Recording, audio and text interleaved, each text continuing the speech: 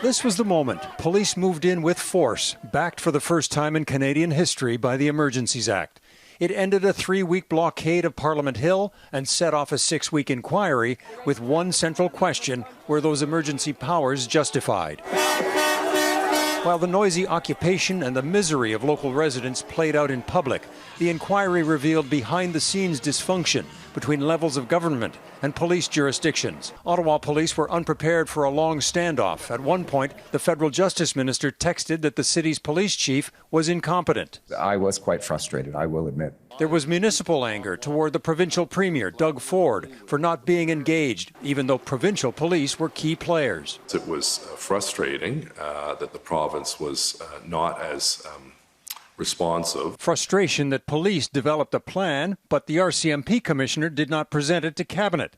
And frustration that protests, especially at the border, were damaging relations with our largest trading partner. That was a dangerous moment for Canada, I felt. But were extraordinary powers restricting civil liberties across the country needed to subdue a public protest? I'm Canadian, and I have that democratic right.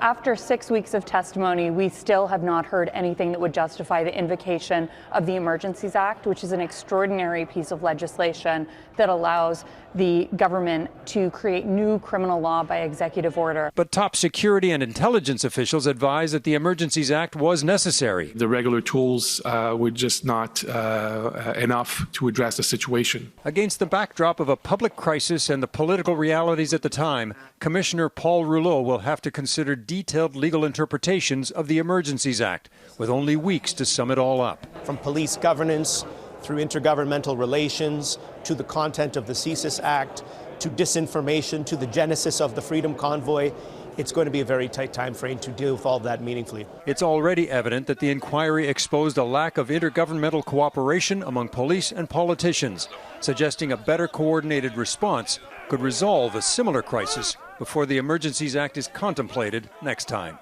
Eric Sorensen, Global News.